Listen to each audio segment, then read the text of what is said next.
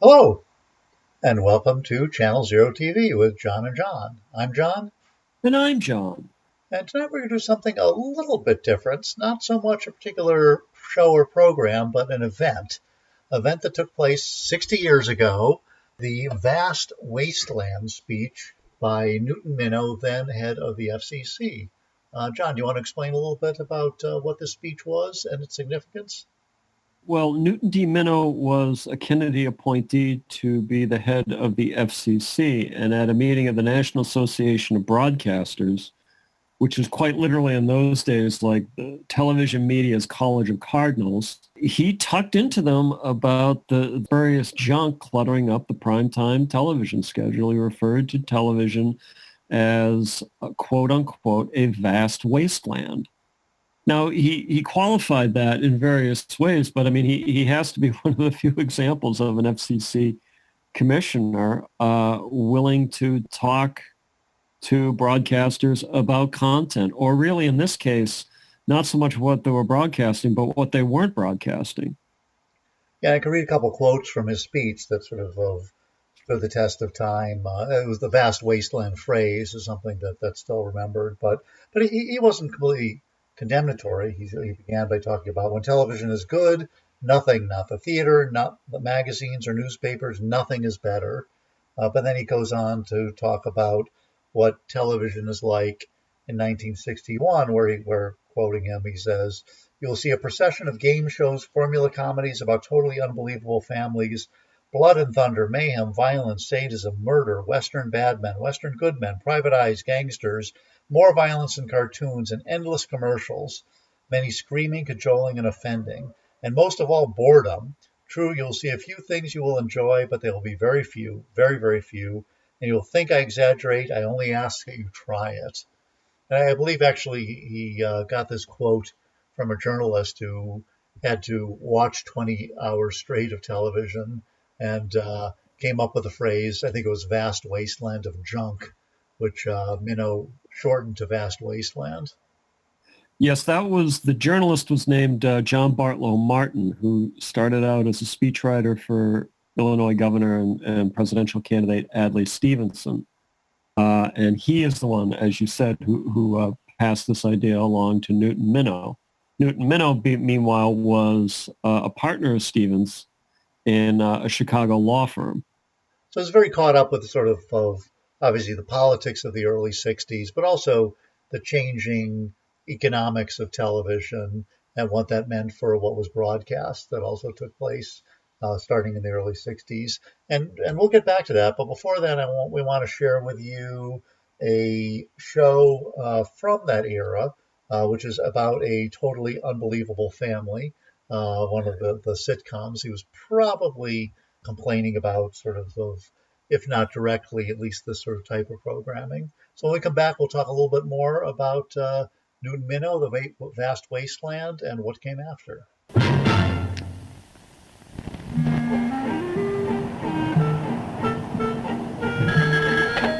Hello. Oh, hello, Walter. It's Daddy, children. I was just thinking of you. You know, it's a shame you couldn't be here with us. It's so wonderful at the beach. Well, I'm glad you're enjoying yourself. How are the kids? Having the time of their lives. We should see Charlie and Candy in their new swimsuits. And Charlie has a new trick he's dying to show you. Lloyd Bridges. And, where's Enoch? Enoch? Oh, Enoch's been out fishing. Has he caught anything? No, he hasn't caught anything. But he doesn't mind. He has more fun eating the bait. When you coming back, sweetheart? We thought we'd stay a couple of more days. Another couple of days? Honey, I'll call you back. Somebody just came in. Mr. Hathaway, I'm Bert Brockwood. I called this morning about that house you have for sale on Magnolia. Oh, yes, of course, Mr. Brockwood. Please, here. Sit right down, won't you? Certainly is good to see you. Here we are. I think you'll like this house. It's well built, price is right, it's a nice, quiet neighborhood. Good, that's the reason I'm moving. I have one next-door neighbor who raises dogs and another who's a pigeon fancier. Between the yapping and the flapping, I can't get a good night's sleep. You won't have to worry about that here. You see, my wife and I live next door, and we don't raise either dogs or pigeons. That's the main thing. I'd like my wife to look at this house with me. Why don't we meet over there about 3 o'clock? 3 o'clock's fine. Good. It might be a good idea if you brought your wife along. My missus will want to ask her questions about school. We have 2 boys. Well, my wife and the children, we have 3. Well, they're down at the beach at her mother's for a couple of days, but I'll be glad to answer any questions. Okay. It'll be a pleasure to have nice, normal neighbors for a change. See you at 3 o'clock. 3 o'clock it is. Bye.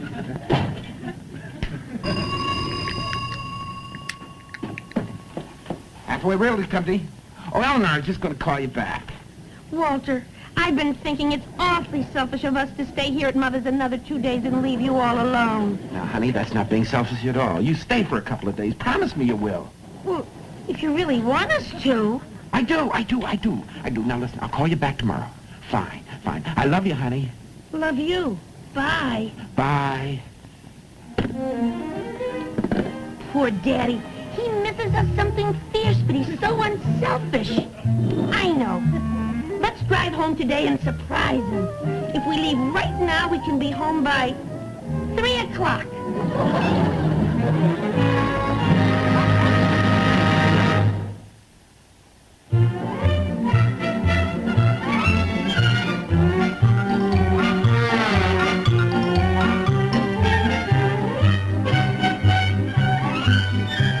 Ralston Purina Company of Checkerboard Square, makers of wheat checks, rice checks, and corn checks.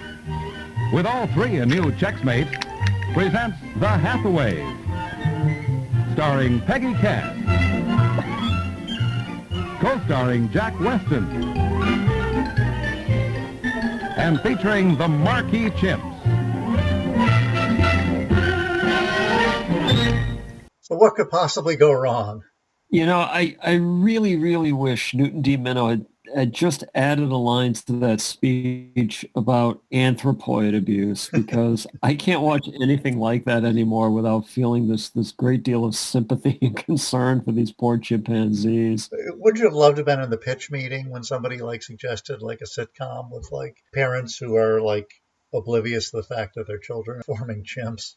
You know what the high concept was. It's father knows best with chimpanzees. Right. No, it's definitely fits into an elevator pitch. But getting back to sort of Minow's speech, I think you can sort of probably get a sense of when he was thinking of watching for, 10 hours, 20 hours and seeing sort of nothing but pap.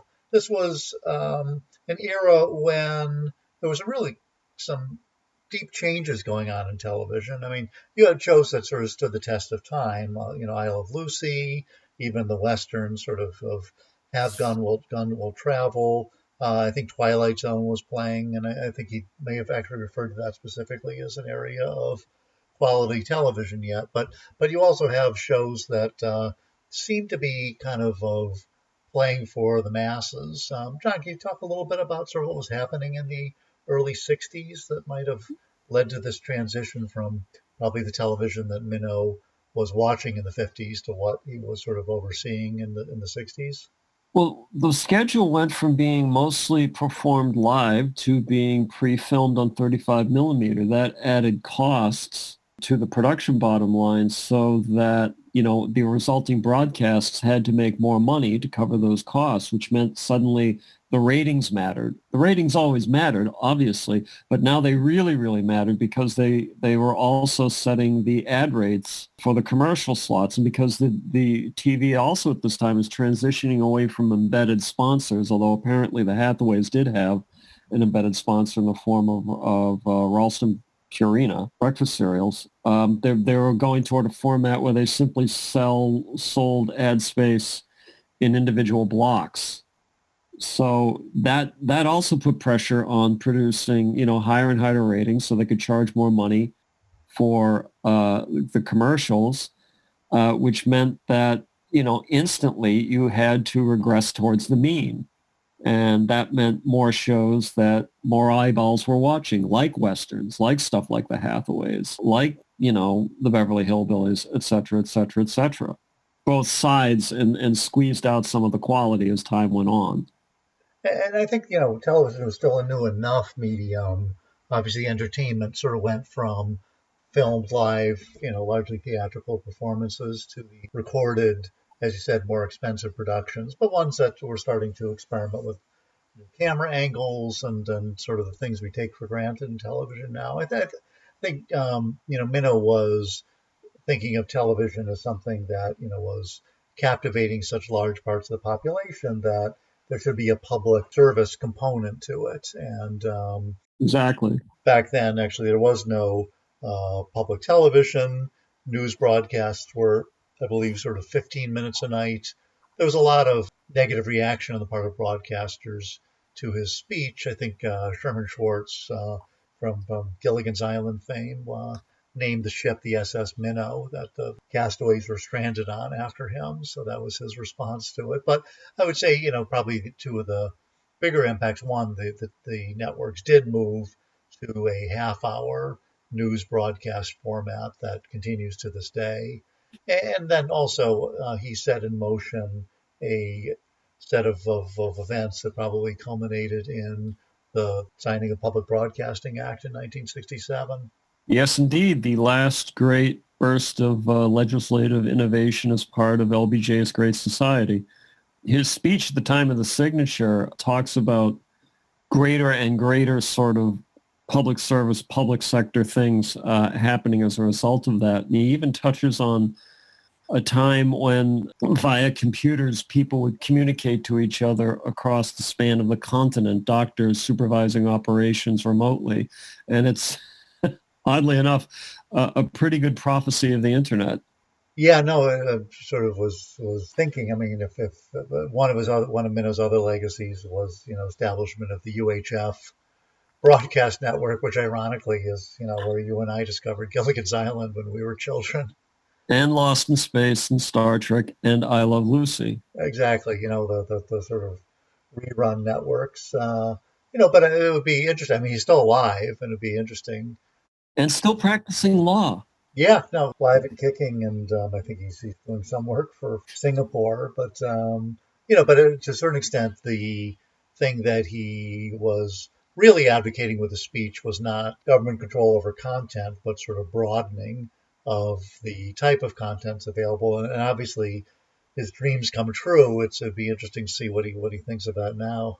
Yeah, I'd love to contact him because I'm sure he's not available on Facebook or Twitter, just to ask him what he makes of Naked and Afraid. Right, sort of infinite opportunities to choose your content was a dream in 1961. It's potentially a nightmare now. So, anyway, Right. this is a little slice of history we want to bring you along with some trained chimp videos. So we hope you enjoyed tonight's episode of Channel Zero TV, and we hope we'll see you soon, and may have soon news shortly about when we'll be going back live again. So thanks for joining us. Thank you.